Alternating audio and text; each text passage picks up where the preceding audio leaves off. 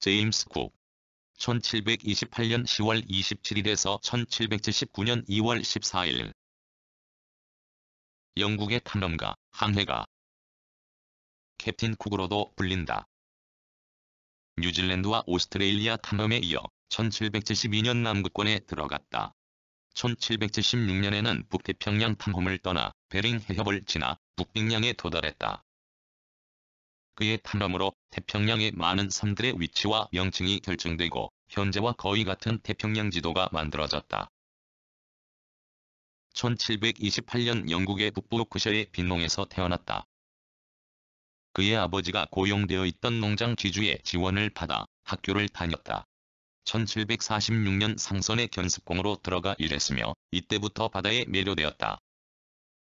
그가 탑승한 상선은 프리러버호였는데 주로 석탄을 운반했다. 거의 8년 동안 상선을 타고 북해를 오가며 항해술을 익혔다. 1755년 상선의 갑판장을 그만두고 대영제국의 수병으로 해군에 입대하였다. 해군에 입대하면서 제임스 쿡에게는 새로운 전기가 시작되었다.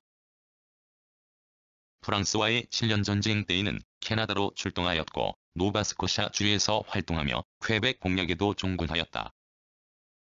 당시 제임스 쿡은 영국 공병대에서 지형을 측량하는 기술을 배웠는데 이때 배운 원리를 적용해서 해군에서 사용하는 지도를 다시 제작했다. 제임스 쿡이 제작한 지도는 정확했으며 그 당시까지 사용하였던 지도를 완전히 바꾸어 놓았다. 그 후에도 캐나다 뉴펀들랜드, 레브라도 해역에 측량하였고 일식 관측 등으로 명성을 얻었으며 영국 해군의 함선들이 캐나다 해안을 안전하게 항해하고 프랑스와 전쟁에서 승리하는 데 많은 도움이 되었다. 제임스 쿡이 정확한 측량과 관측을 바탕으로 제작한 지도는 영국 해군에서 높이 평가받았고 그 공로가 인정되어 1767년 해군 대위로 승진하였다. 1768년 영국 해군은 태평양에서 실시한 금성의 태양면 통과 관측과 태양과 지구의 거리를 관측하기 위해 탐험 선단을 구성하였다. 제임스 쿡은 뛰어난 항해술 뿐만 아니라 측량과 천문학에도 조예가 깊어 탐험대 관측대장에 선임되었다. 탐험대를 태운 범선은 엔데버호였고 제임스 쿡은 이 배의 선장이 되어 탐험대를 인솔하게 되었다. 이 항해를 제임스 쿡의 제1차 항해라고 부르기도 한다. 당시 탐험대에는 천문학자, 식물학자, 동물학자 등 많은 과학자들과 동행하게 되었고 대서양을 건너 브라질 리우데자네이로를 거쳐 남아메리카 최남단 케이프 호른을 지나 태평양으로 넘어갔다.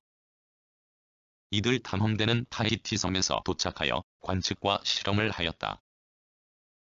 남태평양을 항해하면서 소시에테 제도를 발견하는 등 여러 곳의 새로운 섬을 발견했지만 제임스 쿡의 탐험대의 중요한 목적 중에는 남극 대륙을 발견하는 임무가 있었다.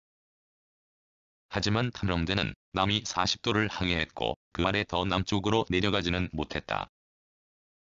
결국 그들이 도착한 곳은 뉴질랜드였다. 쿡은 뉴질랜드 해안가를 따라 항해하면서 이곳이 남극 땅인 줄 알았으나 마오리족이 이 땅의 주인임을 알게 되었고 뉴질랜드가 남극이 아님을 알았다. 그리고 뉴질랜드는 남북으로 2개 섬으로 이루어져 있음을 발견하였다. 그의 발견으로 뉴질랜드 남섬과 북섬 사이의 해협을 쿡해협이라고 부르게 되었다. 그는 오스트레일리아 동쪽 해안을 따라 북상하였고 이때 발견한 곳을 뉴사우스웨일즈라고 명명하여 영국 영토로 선언하였다. 그는 인도네시아 자카르타에 도착하였고 아프리카 최남단 희망봉을 돌아 다시 대서양을 거쳐 1771년 7월에 영국으로 귀국하였다.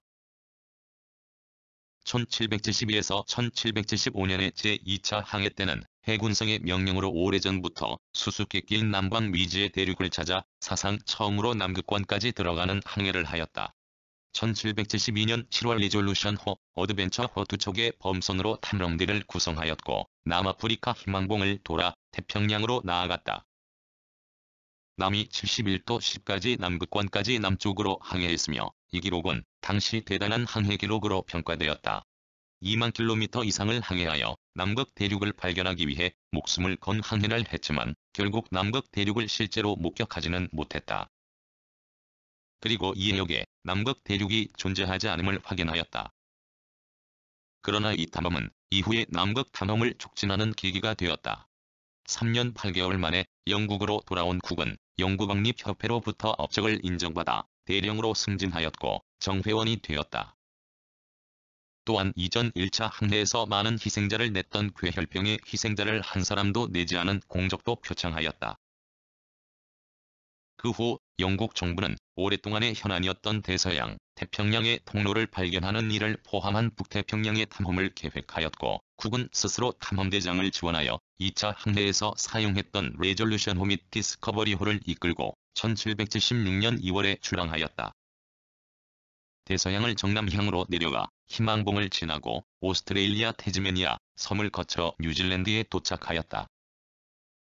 뉴질랜드에서는 선원들이 원주민을 학살하는 사건이 일어나기도 하였다. 그리고 타히티에 정박하여 북태평양으로 떠날 준비를 마치고 이듬해 1월 북쪽으로 항해를 시작하였다. 쿡은 화산섬인 샌드위치 제도를 발견하였고 여기에서 북아메리카 연안을 북으로 따라 올라가서 알래스카 남부를 지나 6월 말 베링 해협으로 들어가 북冰양에 도달하였으나 8월 중순 두꺼운 빙판에 막혀 더 이상 항해를 계속할 수가 없었다. 탐험대는 재개를 기약하며 11월 말에 샌드위치 제도로 귀환하였다. 섬의 원주민들은 이 행을 열광적으로 환영을 받았다. 디스커버리 호의 수리를 위해 이듬해 2월까지 제재하였다. 하지만 원주민과의 분쟁이 일어나 전투를 벌이다가 2월 14일 쿡은 한 원주민의 돌창에 맞아 목숨을 잃었다. 나머지 일행은 쿡의 유지에 따라 재차 베링 해협에 들어가 북위 70도 33까지 진출하였으나 이번에도 돌아올 수밖에 없어 1780년 10월 귀환하였다.